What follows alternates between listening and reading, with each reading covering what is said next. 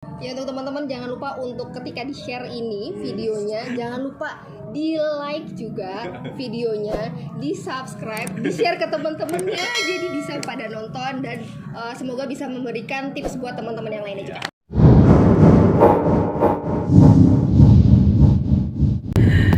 Assalamualaikum warahmatullahi wabarakatuh. Waalaikumsalam warahmatullahi wabarakatuh. Sedang dalam perjalanan menuju era yang lebih baik. Harus berubah lebih baik. Betul. Jumpa lagi dengan Energy of Sharing. Kali ini kita mau ngapain, Bos? Kali ini kita mau berbagi informasi yang penting bermanfaat buat orang lain. Betul. Seperti biasa, Ya, Energy of Sharing itu bagi-bagi informasi yang penting bermanfaat buat orang lain. betul banget. Hari ini kita mau membahas satu topik yang keren. Pernah nggak sih kita itu merasakan bosan? Ntar dulu sebelum ngebahas tentang bosan, kita ini mau ketemu siapa nih? Nah, kita ini mau ngobrol tentang kebosanan dalam hidup. Ketemu artis, ya katanya sih artis ibu kota. Sombong amat. Oh enggak. Nah, ini adalah seorang HRD keren dari salah satu perusahaan swasta di daerah Banten. Cewek apa cowok nih? Cewek cantik, Cewek cantik tunggu. single.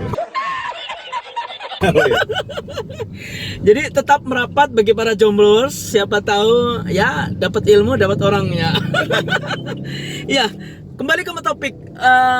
Hari ini kita pengen berbicara tentang bosan. Saya kadang bosan sama kamu, kamu bosan sama aku. Tapi kayaknya kita nggak mau bahas kamu dan aku. Iya. Tapi kita pengen bahas semua masalah yang ada, umum lah ya. Ya umum. Terutama tentang masalah dunia kerja. Betul. Bosan dalam kerja itu wajar nggak sih? Wajar ya. Wajar. Tapi takutnya ketika bosan tertentu, faktornya tertentu, kita malah justru dianggap sebagai orang yang membosankan, malah bukan kita yang bosan. Jangan sampai kita menganggap kebosanan itu datangnya dari orang lain terus. Betul. Tapi bisa jadi kita nih yang bikin bosan orang itu. Ya. Ya? Betul. Jangan kemana-mana, ya kan? Kali ini betul. kita akan membahas tipsnya bagaimana mengatasi kebosanan dalam dunia kerja. Ya betul. Tetap produktif, tetap semangat, dan semoga tidak bosan bersama kami juga. Depannya. Ya. Bagaimana kita merasa tidak bosan ketika suasana kerja itu ya kebanyakan itu aja, ya kan? Ya, sih di kantor itu memang kadang ya banyak membosankan. Apalagi kalau misalkan kerjaannya itu aja, atau kalau di lapangan tuh panas-panasan. Betul. Kadang bawahan yang tidak support atau teman kerja yang menyebalkan, maksudnya menyebalkan tidak bisa diajak kerja sama. Itu juga menyebabkan kita bosan dengan dunia kerja. Belum lagi kadang, maaf nih, besar pasak daripada tiang. Ya. Karena apa? Kadang kita memilih pekerjaan juga yang penting kerja dulu. Tapi kalau memang bisa ya, coba kita melakukan sesuatu yang mungkin bisa jadi nanti disampaikan tips bagaimana kita tidak bosan kerja, yaitu mencari peluang kegiatan lain kali ya. Iya betul. Kegiatan atau mungkin hiburan atau mungkin ya pekerjaan sampingan agar kita tidak bosan. Bicara sedikit tentang profil tamu kita yang akan kita Mengisi jumpai hari ini. podcast. Iya, mengisi podcast kali ini adalah beliau ini seorang RD, kebetulan lulusan psikologi, ya siapa tahu bisa membantu kejiwaan kita. Ya, bagaimana mengatasi kebosanan agar kita tetap produktif. Tidak banyak mengeluh mungkin, tidak banyak mengumpat karena kita bosan kan kadang-kadang yang keluar ya juga negatif gitu. Iya nggak? Betul. Ya kita mau minta tips saja bagaimana semoga kita bisa menjadi orang yang tidak membosankan juga. Jadilah pribadi yang tidak membosankan agar orang lain tidak bosan seperti kita tidak mau dibosanin oleh orang lain. Oke? Yuk, bentar lagi kita akan ketemu dengan beliau. Sudah bertemu dengan seorang psikologi atau HRD yang keren. Seperti janji saya, cantik. Jomblo benar, tapi berkualitas. Jangan sampai jomblo gak berkualitas. Perkenalkan diri dulu. Halo teman-teman, nama saya Firly. Saya kerja di salah satu perusahaan di Kabupaten Serang sebagai HR. Oke, artinya beliau ini memang HRD. Kali ini kita mau ngapain tadi tuh? Tadi kita udah ngebahas tentang si Mbak masalah bosan kerja ya. Bosan Atau kerja. Apa tadi? Bosan selain bosan. Ya intinya kadang-kadang tuh menyebalkan aja kerja. Mbaknya ini kayaknya mukanya nggak membosankan. Jadi pantas ya kayaknya kita bikin topik kali ini ya. Oke, langsung aja tipsnya nih. Yang pertama, ketika kita merasa kerja itu bosan, apa yang harus saya lakukan? Sebenarnya untuk bosan itu pasti ada, dan bosan itu adalah hal yang sangat-sangat wajar. Sehari 2 hari kerja, sebulan 2 bulan masih semangat, lama-lama kerjaannya itu aja atau malah kerjaannya tambah nambah, itu malah bikin bosan. Nah, itu tuh. Kalau nggak ada cowok bosan nggak sih?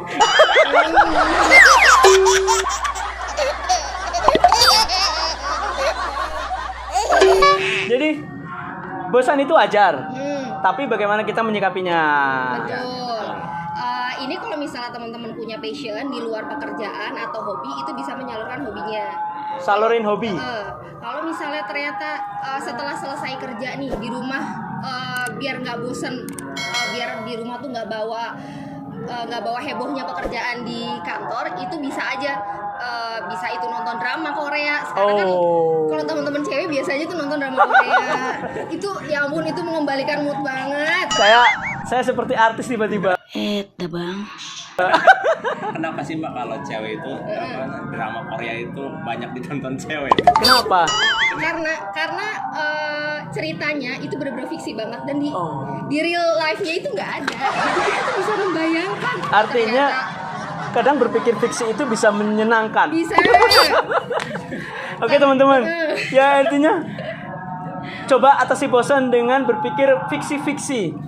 Nonton fiksi maksudnya. Atau bisa juga sekarang kan ada apa ya? Bisa baca buku, atau sekarang ada komik atau buku secara digital gitu. Jadi tanpa harus beli HP. Tanpa perlu beli buku, di HP tuh udah ada. Iya, komik. Manfaatkan HP untuk mengatasi kebosanan. Iya, betul. Jangan sampai malah justru bosan tapi HP-nya nganggur. Mengatasi kebosanan itu luar biasa, harus ekstra pemikirannya harus benar-benar jernih. Terus yang kedua nih Mbak, tips mengatasi kebosanan tentang di tempat kerja nih. Bagaimana tipsnya nih? Untuk yang kedua mungkin lebih ke kita lihat dari niat awal kita kerja itu untuk apa. Motivasi kita bekerja itu untuk apa? Motivasi kerja. Kan orang pengen kerja itu masing-masing. Ya. Ada yang pengen cari pasangan. Oh, maksudnya misalnya saya atau mungkin teman saya nih. Tapi ada juga yang karena mungkin faktor kebutuhan banyak. Ya. Faktor kebutuhan, belum lagi ternyata tagihannya banyak. Kalau ngomongin tagihan tuh nggak beres-beres.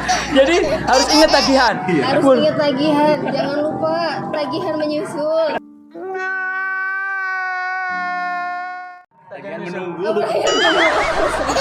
Bisa-bisa nanti tagihan menumpuk, kerja malah nggak dapat. Jadi kita emang benar-benar harus bisa bertahan di dunia kerja, karena emang bosan itu seperti yang tadi sudah disampaikan, itu suatu hal yang wajar. Jadi pintar-pintarnya teman-teman aja untuk mengatasi kebosanan itu, karena tiap orang, tiap masing-masing individu akan berbeda gitu cara pengaplikasiannya untuk mengatasi kebosanan itu. Berarti termasuk kebutuhan agar tampil cantik. Bisa termasuk itu masuk beban? Bisa juga gitu. Jadi Makeup. karena nanti kalau misalnya ternyata bosan, kita harus ngelihat juga rata kita. Oh, ternyata kita butuh skincare. Skincare. Kita beli dari mana kalau misalnya nggak dari kerja? Jadi jangan bosan-bosan.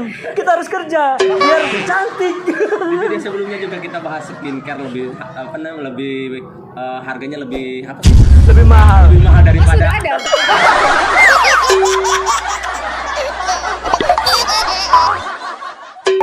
lebih mahal daripada. Berarti sepakat ya bahwa skincare ini penting.